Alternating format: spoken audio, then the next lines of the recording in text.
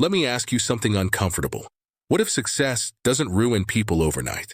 What if it ruins them slowly, quietly, without alarms? That's where the First Kings begins. First Kings opens with David old, weak, still king, but no longer strong. And the first thing this book teaches is simple.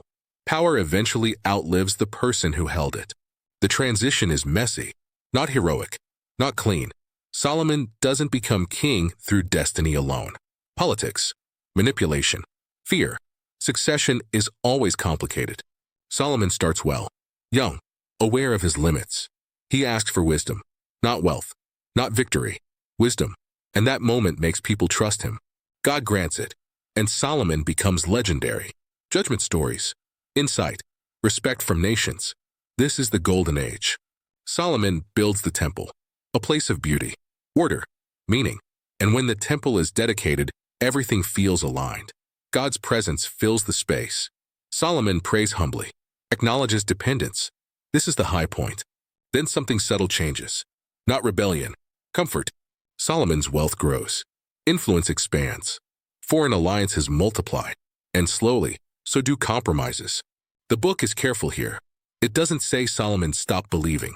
It says Solomon added too much. More wives, more gods, more distractions. Wisdom without restraint becomes dangerous. Here's the painful truth. Solomon knew better. That makes it worse. Solomon's heart divides. Not suddenly, gradually. Tolerance becomes acceptance. Acceptance becomes practice. And God responds, not with immediate destruction, with warning, because consequences often arrive after delay. The kingdom fractures internally. Enemies rise. Peace weakens. The cracks begin before Solomon dies. When Solomon is gone, the nation splits. This is where First Kings turns dark. Rehoboam, Solomon's son, takes the throne, and the people ask for relief. Less pressure, less control, a chance to breathe. Rehoboam listens to the wrong voices. Arrogance replaces wisdom.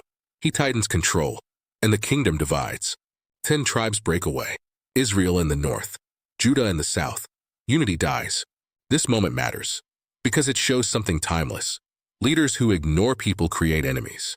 Now comes a parade of kings, most of them bad, corrupt, self-serving, violent. Power becomes survival. Jeroboam builds golden calves, not because he hates God, because he fears losing control. Fear always reshapes worship. Then the prophets rise, not popular, not safe, necessary.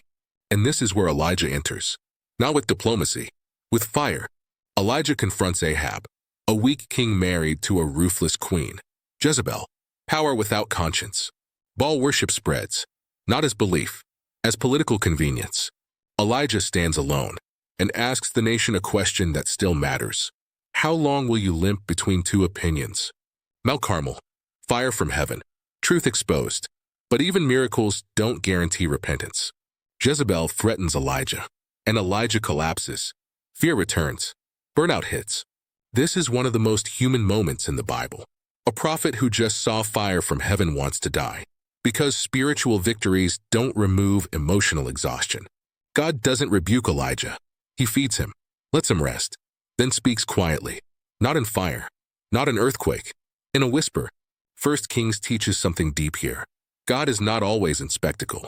Often he's in endurance. The book ends unfinished. Elijah is replaced by Elisha. Judgment looms. The nation is divided. Idolatry is normalized. Here's the deeper meaning of First Kings. Success without humility rots. Wisdom without obedience collapses. Power without accountability fractures communities. If 2 Samuel shows failure inside success, First Kings shows systems breaking under unrestrained success. This book matters today because prosperity creates blind spots. Comfort weakens conviction. Leaders stop listening. Faith becomes political. First Kings is not about ancient rulers. It's about what happens when hearts drift while everything still looks successful. It warns that decline starts long before collapse. If you've ever felt, everything looks fine, but something feels off. We're winning, but losing ourselves. This success is costing more than I expected. First Kings understands you. It doesn't shout. It documents. And that makes it terrifying. The book of First Kings is a mirror. For leaders, for nations, for anyone who thinks success means safety. Because sometimes the fall begins at the peak. That's First Kings. Quietly tragic, deeply relevant,